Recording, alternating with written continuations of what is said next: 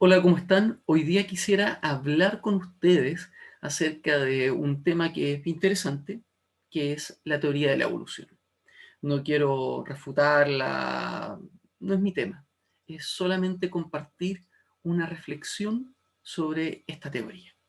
Y para esto me gustaría leerles una cita de un libro de Nancy Pierce que dice así: por unos 300 años después de la revolución científica, se creyó que el cristianismo y la ciencia eran del todo compatibles y complementarios.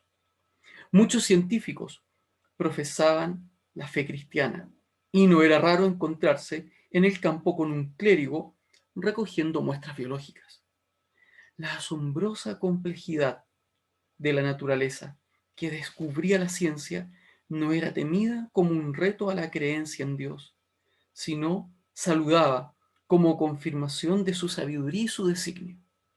Eruditos como Copérnico, Kepler, Newton, Boyle, Galileo, Hartley y Ray sintieron vocación por la ciencia y dedicaron su talento a la gloria de Dios y el servicio a la humanidad.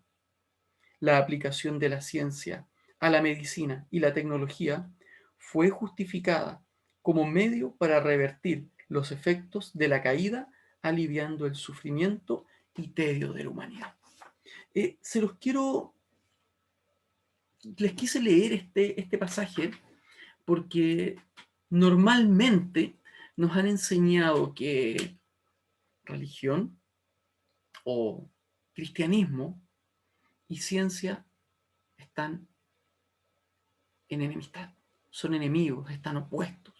La verdad es que cuando nosotros analizamos la historia y vemos el cristianismo y el desarrollo de la ciencia, nos vamos a dar cuenta que no es así. De hecho, como ya mencioné, muchos científicos importantes y prominentes, hombres que generaron revoluciones científicas tremendamente relevantes, fueron creyentes, creían en Dios y veían en sus descubrimientos científicos que de alguna forma se estaba dando a conocer este diseño inteligente, esta sabiduría divina en la naturaleza. Sin embargo, ¿qué fue lo que pasó? ¿Qué ocurrió que de pronto nos comenzaron a enseñar y a decir, ¿sabes qué? Religión o cristianismo y ciencia son enemigos y realmente el cristianismo se dedica solo a valores y principios morales y la ciencia se dedica a hechos absolutos, a certezas. Bueno, hay que entender una cosa. Estamos en el mundo y las tendencias filosóficas del mundo siempre van a buscar alejar a las personas de Dios. Por algo muy sencillo, el ser humano caído jamás va a querer reconocer y dar la gloria a Dios. Eso lo encontramos, por ejemplo, en la Carta a los Romanos, capítulo 1, donde se describe cómo las personas ya en esa época, en la época del apóstol Pablo, definitivamente muchas personas decidían armar dioses a su propia imagen y a su propia semejanza y según su imaginación, porque rechazaban abiertamente el darle la gloria a Dios. Esto es importante porque nos vamos a encontrar, por ejemplo, con una corriente filosófica, digo, menciono una nada más, que es el positivismo, con Augusto Comte. Augusto Comte en su época dijo que el cristianismo y la religión eventualmente iban a desaparecer, iban a pasar. Y estamos hablando de que Comte ya murió hace más de 200 años.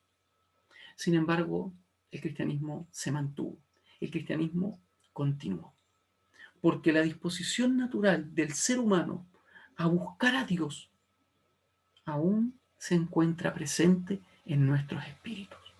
Sin embargo, cada vez esta disposición natural de buscar a Dios está siendo ahogada con mentiras.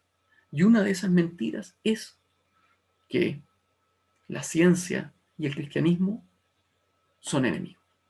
El hecho es que hoy día se nos presenta la ciencia como si fuese un elemento riguroso, y no digo que no sea totalmente riguroso, hay rigurosidad, sí, pero no todo en la ciencia es riguroso, porque hay muchos elementos de interpretación en el desarrollo de conocimiento científico.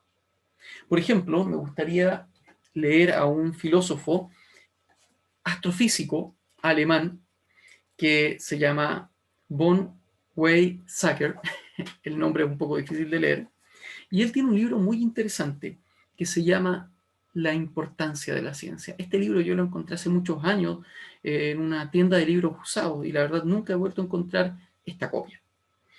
Y este astrofísico, creyente, cristiano, pero astrofísico, experto, reconocido en lo que es el desarrollo del conocimiento de la ciencia, dice lo siguiente acerca de justamente la ciencia, los científicos y el conocimiento. Dice así: la importancia de la ciencia va más allá de sus aplicaciones técnicas. La ciencia parece de algún modo ser representativa del punto de vista de nuestro tiempo. Voy a intentar expresar este punto de vista en dos tesis. La primera dice así: la fe en la ciencia desempeña el papel de la religión dominante de nuestro tiempo. Segunda tesis: la importancia de la ciencia para nuestro tiempo solo puede evaluarse en cuanto cumple un rol de religión. Qué curioso que un científico esté diciendo esto. Él, bueno, la tesis la va a desarrollar más, va a hablar acerca de la ambigüedad del discurso de las ciencias, porque por una parte la ciencia dice que se dedica solamente a investigar los hechos, pero en muchas ocasiones la ciencia no investiga hechos, sino que se dedica a interpretar. Otra parte de este libro dice así: mis tesis mantienen que hoy la ciencia ocupa más bien el puesto de un cientificismo, en otras palabras, una fe ciega en lo que la ciencia dice que hará. Esto es muy interesante porque en último término, si seguimos leyendo su libro, La importancia de la ciencia, nos vamos a encontrar que este autor va a decir que hoy los científicos han asumido el rol de sacerdotes. En otras palabras, un científico da un discurso, así como un sacerdote en una iglesia, y los feligreses, el público común, lo asume como una verdad. Pocos son los que se detienen a cuestionar si efectivamente lo que hoy día el científico, este sacerdote posmoderno, está diciendo si es verdad o no.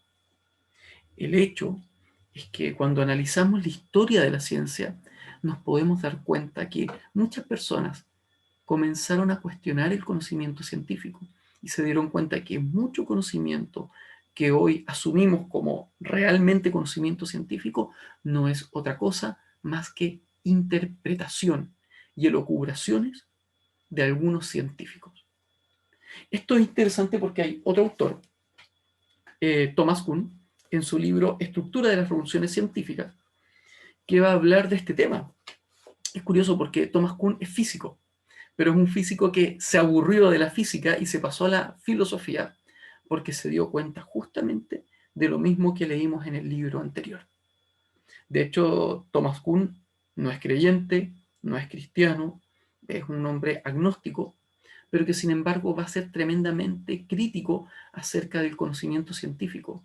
Incluso va a criticar el conocimiento que nos plantea la teoría de la evolución, señalando que la teoría de la evolución tiene problemas que hasta la fecha de hoy no ha podido resolver. Quisiera leerles una cita de Thomas Kuhn. Dice así: entre los objetivos de la ciencia normal no hay ninguno que exija nuevos tipos de fenómenos, y en realidad los que no encajan en los compartimientos de las teorías que dominan frecuentemente no son tomados en cuenta. ¿Qué está diciendo Thomas Kuhn? Está diciendo algo sencillo. La ciencia normal, la ciencia que rige un periodo de la historia humana, le interesa estudiar solamente aquellos fenómenos que validan lo que se está diciendo en ese momento. Y en último término, no le interesa estudiar ningún fenómeno que salga de su estructura, digamos así, de desarrollo científico. Esto es tremendamente potente por varios motivos.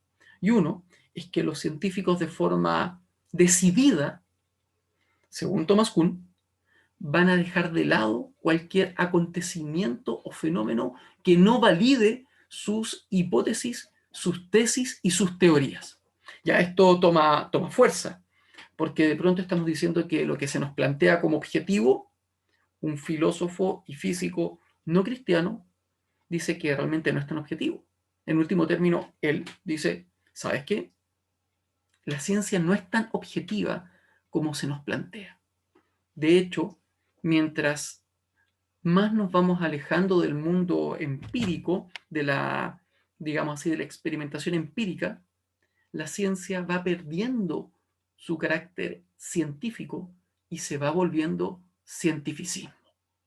Esto es potente, porque por ejemplo lo podríamos ver en lo que es un paradigma que hoy, hasta la fecha, domina nuestra cultura, que es la teoría de la evolución. Muchos hablan de la teoría de la evolución y la asumen como un hecho, perdón. Sin embargo, lo cierto es que la teoría de la evolución no es un hecho.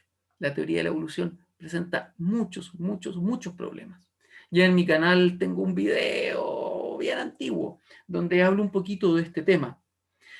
Sin embargo, me gustaría señalar lo siguiente, y quiero que pensemos en esto. La teoría de la evolución presenta al menos un gran problema. Disculpen, voy a cerrar la ventana porque mis vecinos están martillando y cortando unas maderas. Gracias. Bueno, les voy a contar. Esto es interesante porque, a ver, las teorías, para ser teorías científicas, tienen que cumplir con ciertos requisitos. Yo les voy a mencionar tres requisitos que toda teoría científica debe cumplir para ser científica. Y esto no lo digo yo, está la historia de la ciencia que valida lo que les estoy diciendo, o sea, no es invención de Felipe Mujica. Les podría mencionar algunos libros, no lo voy a hacer por una cosa de tiempo. Pero estos tres requisitos, al menos tres, son que los experimentos se puedan replicar en el laboratorio. Además, que la teoría describa cómo es que han ocurrido los fenómenos en el pasado y nos indique qué es lo que va a ocurrir en el futuro. Es bien interesante porque la teoría de la evolución no cumple con ninguno de estos tres criterios de exigencia para que una teoría sea teoría científica. La teoría de la evolución no nos dice en qué evolucionaremos en el futuro. Ningún científico serio te va a decir el ser humano en 5 millones de años más, en 2 millones de años, va a tener alas, va a tener un brazo más, un brazo menos.